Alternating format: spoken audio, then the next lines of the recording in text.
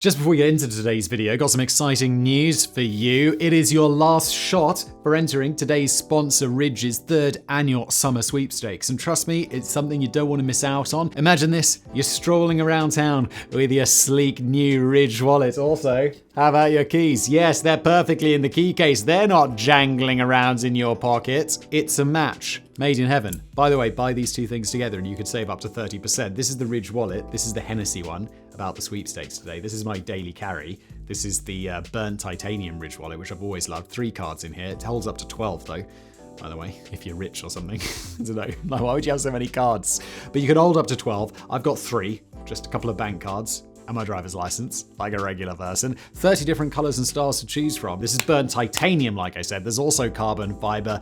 There's a whole lot of options. Get rid of that old dad wallet and get one of these beautiful things. Plus, you can try it for 99 days, and if you don't like it, return it. And a lifetime warranty, which is brilliant. Plus, Ridge and Hennessy have joined forces for a summer sweepstakes extravaganza. Got the Hennessy special wallet right here. Without spending $1, you can enter on their website for a chance to win a brand new upgraded Hennessy Ford Bronco or $75,000 if you'd prefer cash.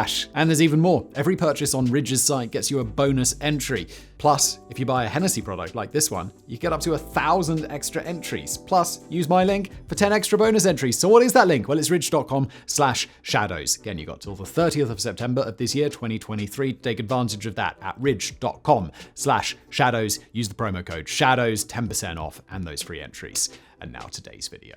It's December the 13th, 2020, and all hell is about to break loose. A private cybersecurity firm called FireEye is putting the pieces together on a mystery that seems to be growing by the day, as a hacking group that's been worming around in FireEye's own system has also started showing up in some very high-level places. The US Treasury, the US Department of Commerce. As news broke of the large-scale hack, more and more major institutions began to realize that they too had been compromised. NATO, the UK government, Microsoft, the Parliament of the European Union, and 11 executive departments of the federal United States government. The perpetrators? A network of Russian government and sub-governmental hackers, all far out of reach of Western reprisals. Their way in?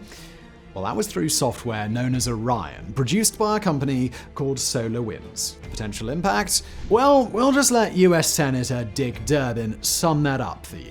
Virtually a declaration of war by Russia on the United States. In today's video, we're going to detail the SolarWinds hack in all its dubious glory, the exploits Russia used to sneak into the system, the lucky breaks that led to the hack being discovered, and the profound impact it had not only on the governments of the Western world, but on the future of cyber warfare itself. Setting the table. Before anything else, we've got to explain exactly what SolarWinds actually is, and we've really got to emphasize here that the SolarWinds company was not responsible for the hack, but instead the creator of the software that was hacked. Based in Tulsa, Oklahoma, SolarWinds produces various software products that help other organizations monitor their digital networks, including the software system that we mentioned earlier, Orion. To put it simply, Orion's job is to monitor what's going on inside a given network and evaluate performance data, that is, data that indicates how well the network is doing all the jobs it's supposed to do. But with that kind of responsibility, the Orion software needs access to the sensitive parts of the network. Think of someone who works with intelligence. The higher security clearance you have, the more juicy state secrets you get to see.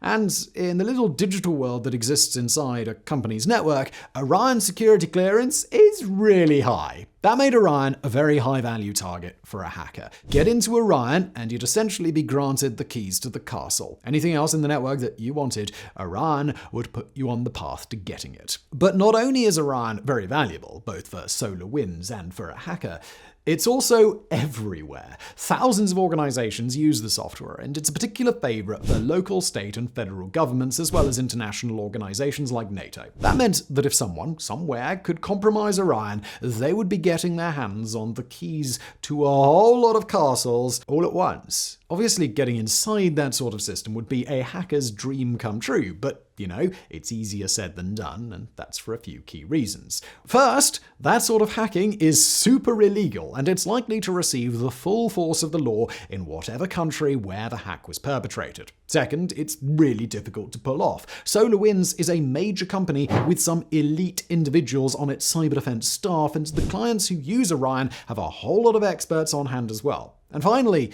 it's a very complex system. A random teenager trying to take over the world from their mum's basement probably won't be able to break through alone. So, if anyone was going to hack Orion, there would have to be a few things that were true about them. First, they probably weren't based in the US, Europe, or anywhere with strong extradition policies. Second, they had to have more expertise than one person, or even a small group of people might have. And finally, they needed to have a well-rounded, highly organized team, which meant funds and centralization. To put it simply, anybody who was going to pull off the attack would need a team behind them that only a government was likely to put together. The likely culprit is probably Russia, which carried out cyber attacks on a wide range of targets, including both private corporations and governments. Russia runs its cyber operations through some level of central coordination with the government, usually through the FSB, the Domestic Security Service, and the SVR, the International Intelligence Agency. But private or semi-private hacking gangs actually do the dirty work in order to give Russia some plausible deniability when one of their attacks takes place. In this case, they went with a couple of old favorites of the Russian state, Berserk Bear, which specializes in intruding utilities infrastructure like power grids or water supplies, and Cozy Bear, which targets government organizations, militaries, diplomats, and telecommunications. Between the two of them, Cozy Bear and Berserk Bear have been responsible for some major hacks, making them perfect choices for Russia here in an attack that had the potential to be the biggest of all time: the hack. Okay, so just a brief disclaimer here. We're going to be giving a fairly basic overview of the hack here. We're not cybersecurity experts, and neither are most of the people watching this video, but hello, those of you who are, we're probably disappointing and boring you. Now, the ultimate goal of the incursion into SolarWinds was to get into Orion. But in order to get there, the hackers first had to wiggle their way inside SolarWinds. They did this by exploiting another, much better known company, Microsoft, which, for anybody who doesn't know, has a history of having some products that aren't exactly airtight. Allegedly. The hackers were able to infiltrate Microsoft's cloud services and exploit a flaw where, once they got inside a Microsoft network, they could see all usernames and passwords for everybody using that network. Then they bypassed Microsoft's multi-factor authentication tools, meaning that the actual owners of those usernames and passwords would have no way of knowing that they were being used. Then they had to cross the bridge from Microsoft to SolarWinds. This is a process known as a supply chain hack, where, to put it simply, hackers compromise a service or product and wait for that product to be picked up by a customer down the line. The customer welcomes the product into their digital network and don't notice the hackers piggybacking inside of it. The hackers were able to worm their way into SolarWinds' Microsoft Office 365 account somewhere around October of 2019, which in turn gave them access to some pretty major sections of the SolarWinds network. Once they were inside, the hackers got to work, not making too much noise, but laying low and making little changes inside the network that they could exploit later. For months, they scattered through SolarWinds' network, laying the groundwork to take what they ultimately wanted: Orion. The tool the hackers used on Orion was called Sunburst, and it was a type of harmful computer code, malware, which would join up seamlessly to the codes that comprises the Orion software. Once inside, it would be very difficult to find and almost impossible to stumble upon by accident. The hackers inserted this malware into the update packages SolarWinds was already planning to send out, the regular updates you get on your computer to make sure that all your software is up to date. And just as an aside here, yes, this particular hack compromised those updates, but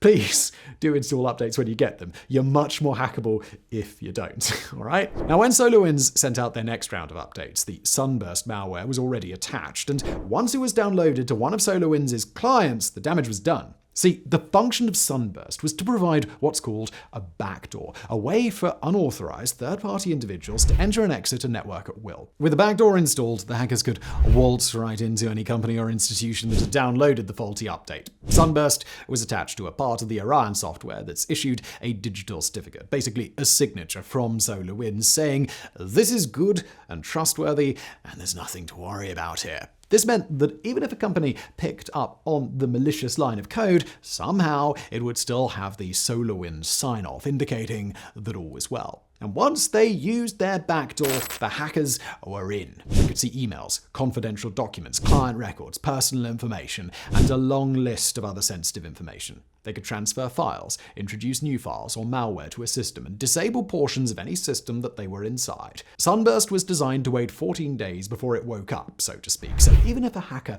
was discovered on their first day in the system, the company wouldn't have been able to guess that the Orion update was the source of the problem. When taken together, the whole process of insertion was, quite frankly, brilliant. Forensic cyber investigator Adam Myers would put it best after the fact, saying, "The tradecraft was phenomenal. This was the craziest fucking thing I'd ever seen." The discovery.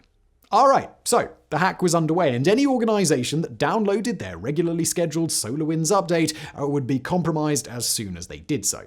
Now, it's perhaps not the most encouraging thing that the 33,000 organizations that SolarWinds says use the Orion software, only 18,000 actually downloaded their compromised update. That is to say, only a little over half of the Orion clients in total. But although those other 15,000 organizations' digital hygiene might not be totally up to snuff, it was the diligent, responsible users who got rewarded with some spicy bits of malware for their troubles. So, who were the compromised organizations? Well, we've gone through a few of them already, but it's worth focusing in on a few places that you really don't want to be infiltrated by Russian hackers. On the government side, some very high-profile US targets got hit, including the National Nuclear Security Administration, the NSA, the National Finance Center, the National Institutes of Health, the Federal Aviation Administration, the Cybersecurity and Infrastructure Agency, and 3,000 email accounts within the Department of Justice. In the European Union, 6 unnamed agencies were hacked, a small handful of UK organisations were targeted, and so was NATO's communication network. On the private sector side,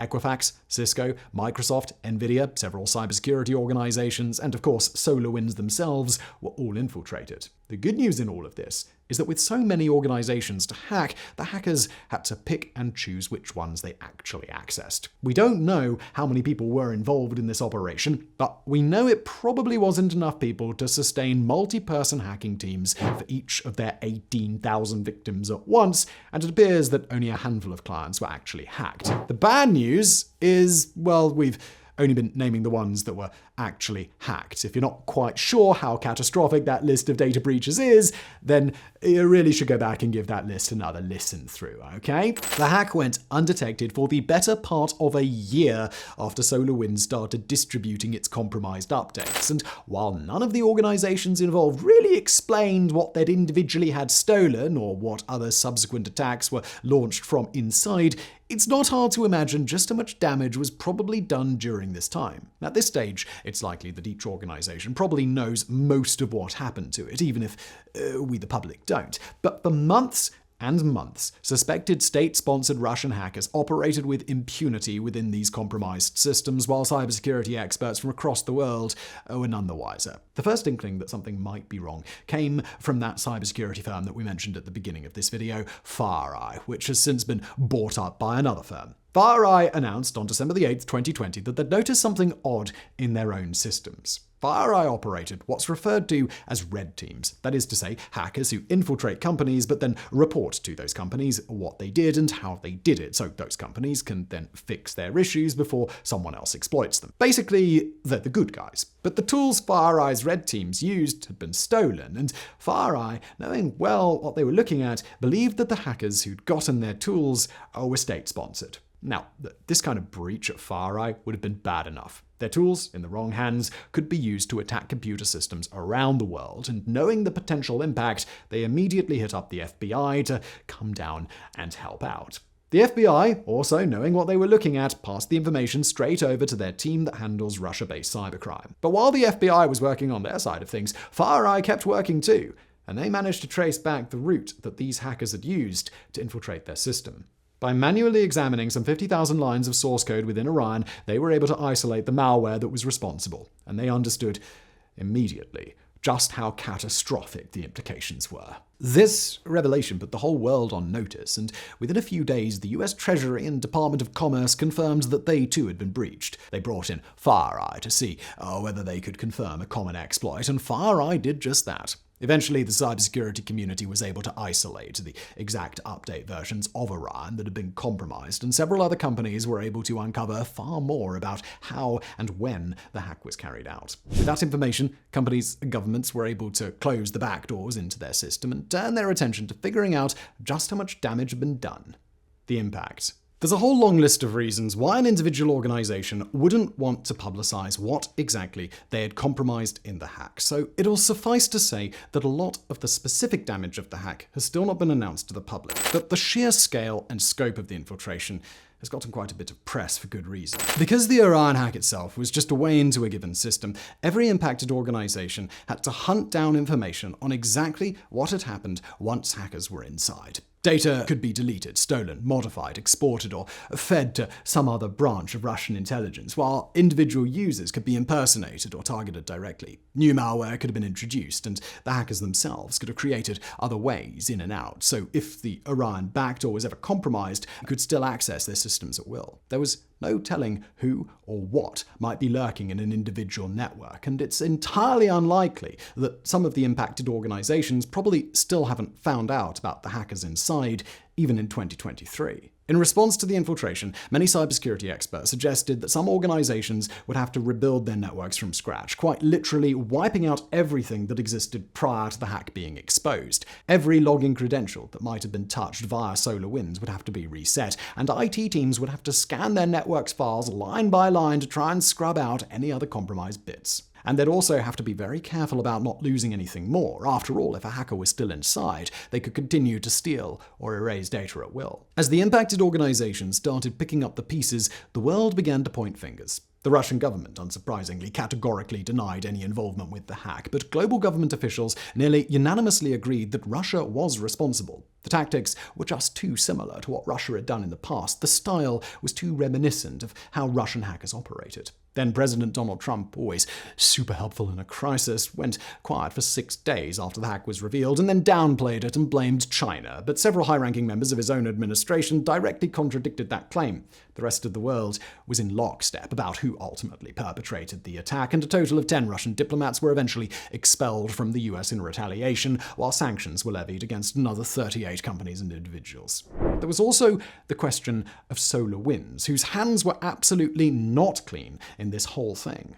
Now SolarWinds controlled the highly valuable Orion tool, but there were also some other things about SolarWinds that made them particularly hackable. For example, in the modern day, when this attack took place, SolarWinds did not have anyone on staff to be in charge of information security, and had no senior director to handle cybersecurity. That would be bad for any organization, of course, but when then CEO Kevin Thompson is spending his time bragging about how his company monitors or manages just about every database in the world, it's frankly hard to imagine how such an oversight might have happened. But to make matters worse, SolarWinds knew there were issues beforehand. Online criminals have been selling access to SolarWinds' computers online since at least 2017, and according to a cybersecurity expert named Vinod Kumar, SolarWinds had become aware an entire year before the hack that anyone, anywhere, could get into their update server with the simple password SolarWinds123. Although these weren't the routes hackers used in this case, it's a clear indicator that SolarWinds had some really basic vulnerabilities and were doing very little to address them. After the attack, SolarWinds got hit with a class action lawsuit from its investors, and the company was lambasted for not making their software open source, which would have allowed users to audit their technology and spot malware far earlier. Another scandal erupted when it was revealed that on December 7th, 2020, just days before the hack came to light, not only did the SolarWinds CEO retire, but 2 firms that owned a combined 70% of SolarWinds sold massive amounts of their stock in the company, suggesting allegedly that someone might have known that something was coming. Allegedly. Very allegedly. However, it's important to also recognize the contributions of a wide range of cybersecurity experts, especially those working for FireEye, in making sure the incident didn't go further. From the perspective of the hackers, such brazen theft from FireEye was, in hindsight, a big mistake, since the deception probably could have gone on much longer if FireEye hadn't gotten involved. From a strategic perspective, it's worth pointing out that perhaps Russia did want the world to realize that it had been hacked, more of a scare tactic than anything else, and might have hacked FireEye in order to get the ball rolling. But given the reach of the Orion hack, it's hard to see a big scare being worth the trade-off of losing basically unrestricted access to the entire world, so take that with a grain of salt. And even though we focus so far on the organizations that were hacked, it's worth pointing out the ones that used SolarWinds software but were lucky enough not to get directly caught up in it. According to SolarWinds, 425 of the Fortune 500 firms used their software, as did the entire US military, the Office of the President of the United States, and the entire top tier of the American telecommunications infrastructure. And all this is just discussing the American targets. With full, unrestricted access to SolarWinds, the hackers could have conceivably worked on exploiting more tools and more features, getting into any or all of those targets. By stealing from FireEye, a little bit too enthusiastically, they lost themselves that opportunity. But we can't overstate just how much of a dodged bullet that really is. It's impossible to nail down an exact dollar figure on how damaging this hack ultimately was, but according to at least one cybersecurity expert, a former NSA hacker named Jake Williams, the damage might ultimately be worth hundreds of billions of dollars. And with that much damage, and a nation-state believed to be directly responsible for coordinating and carrying out the attack, it raised one last existential question. Was the SolarWinds hack an act of war? The hack led to a prolonged discussion on exactly that question, at least within American circles. Some political and industry leaders claimed that the hack constituted a direct attack on the United States government, as real as any attack with tanks or bombs might have been. Others, though, suggested that since no physical infrastructure was damaged, no dams were opened, for example, and no nuclear reactors were caused to overload, that the attack should be regarded as an act of espionage. Deeply distressing, absolutely, but something that countries are doing to each other all the time, and definitely not something worth going to war over. Intelligence experts pointed out that they too would have launched the same kinds of attacks against Russia if they could, and we can only assume that they didn't want Washington to be carpet-bombed for their trouble. And there was one final sticking point too. Even though just about the entire world believed Russia was behind the attack, there was no conclusive piece of proof, or at least none that the public knows about. We feel okay with spoiling the ending here.